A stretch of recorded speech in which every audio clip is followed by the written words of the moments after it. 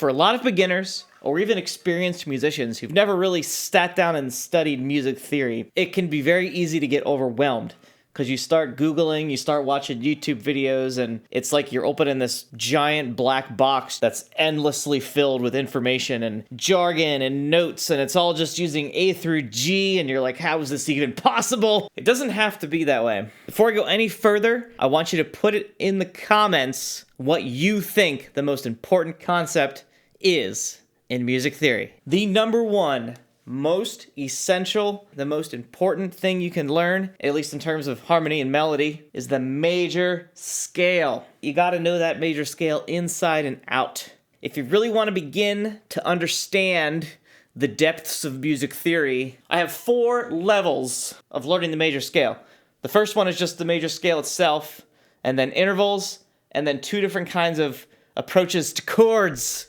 So let's learn the scale. Got A major. We're gonna start 5th fret. A, B, C sharp, D, E, F sharp, G sharp, A.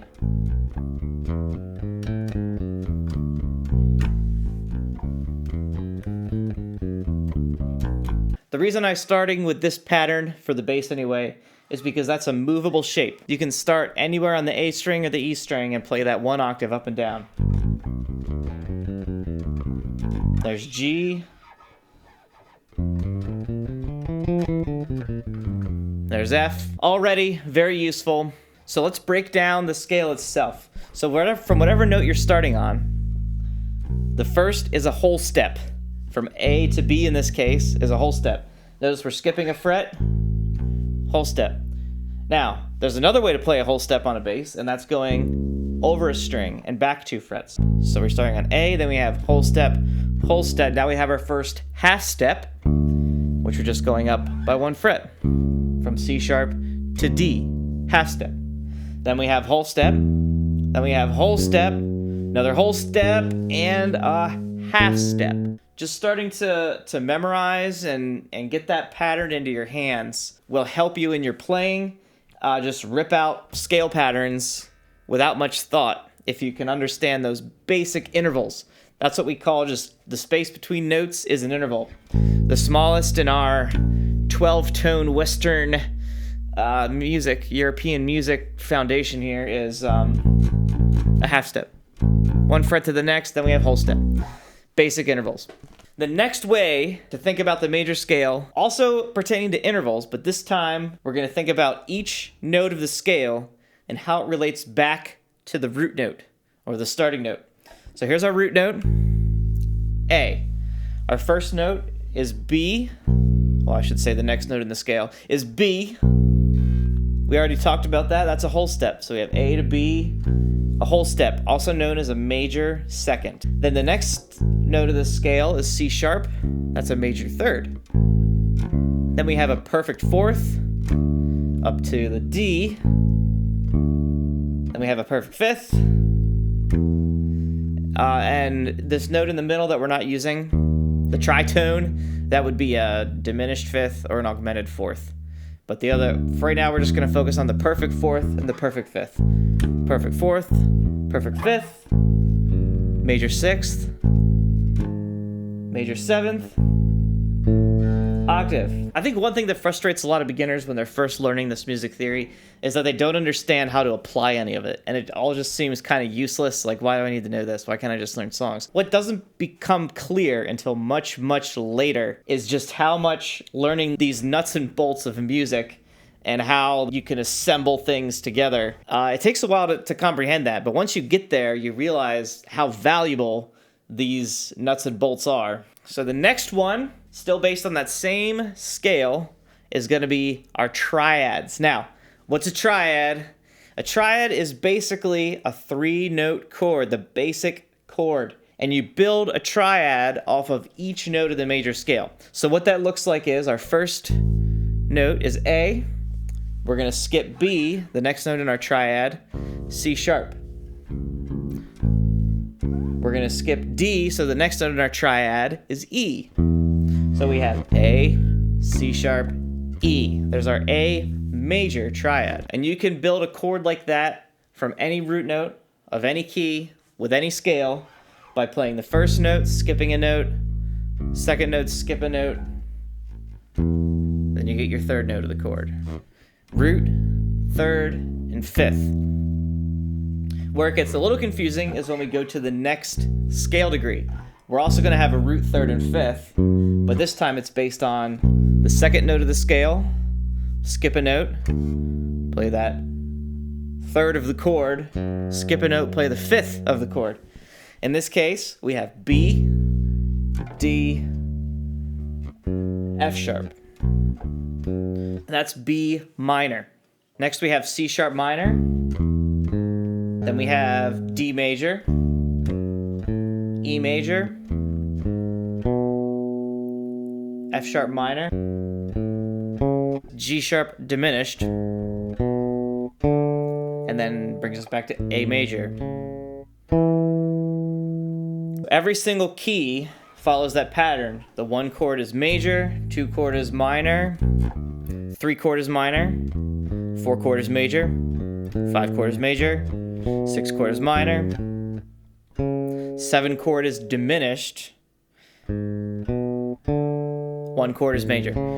And the reason there's that diminished in there is because our 7th note in the major scale, the 5th of that chord is going to be the 4th note in the major scale. In this case, we have G sharp to D. That is a diminished 5th interval. So when you have a root note, a minor 3rd, then a diminished 5th, that makes a diminished triad. One more time, it's major, minor, minor, major, major, minor, minor, or diminished, major.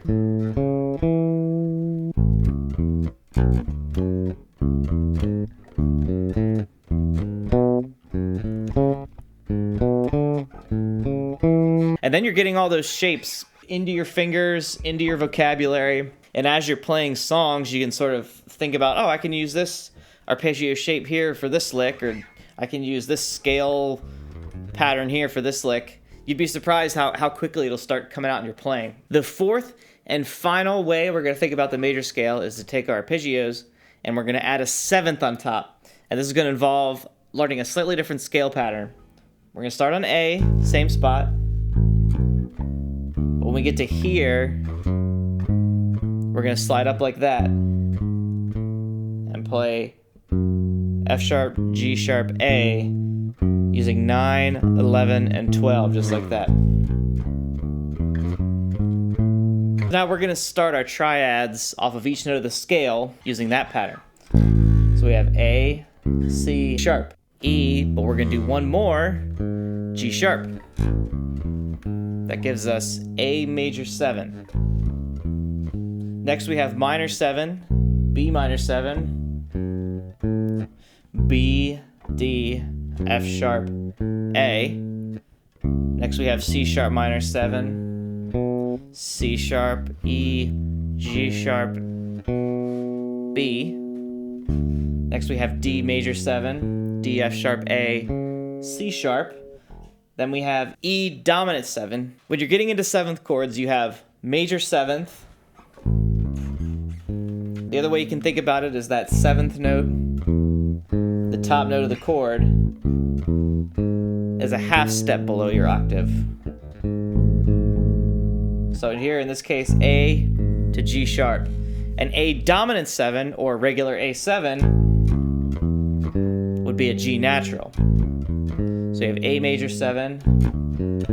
Minor 7 has that, always has a whole step between the 7th of the chord and your octave.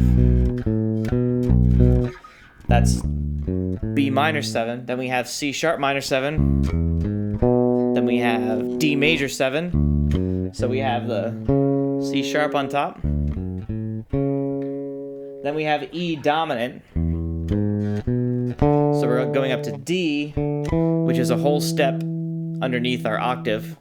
E, G sharp, B, D, F sharp minor 7, F sharp, A, C sharp, E, and then we have what I'm going to call G sharp half diminished. You can also see this written as a G sharp minor 7 flat 5. The reason for all those extra nonsense syllables, a fully diminished 7th chord is all minor thirds. So that would be a fully diminished G sharp minor. We would play an F natural on top. But instead we have an F sharp, so we'd call it a half diminished, because the 5th is diminished, but the 7th is just a minor 7th, not a diminished 7th. This is really getting into the weeds, but bear with me. And then we finish off with our major 7. So the most important thing is to get all of these chord shapes under your fingers.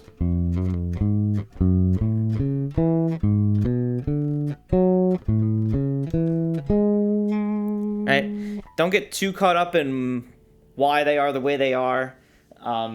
Just learn the shapes, learn the sounds. I'll have this worksheet with the tabs and the notes and the chord names and the interval labels for sale on my website, maxhbass.com, if you want to study this some more. I think there's this natural tendency, especially for older learners, to want to really know the why and the nitty-gritty details of everything right away. The reality is there's so much to unpack that you're just going to get overwhelmed. And the starting point is just getting the different shapes under your fingers, memorizing the major, minor, minor, major, major, minor, diminished, and starting to get used to hearing those sounds. That's like your first step to understanding. The more you work on it and the more you learn songs and the more you study things, you can learn the details of why later on. But that's just gonna take time. If you enjoyed this video, maybe you can go watch my video on counting and rhythm. I'll put the link here. That's sort of the other aspect of music theory that is not included in the major scale. Just about everything else, melody, harmony, intervals, chords, is all part of the major scale. Everything but rhythm.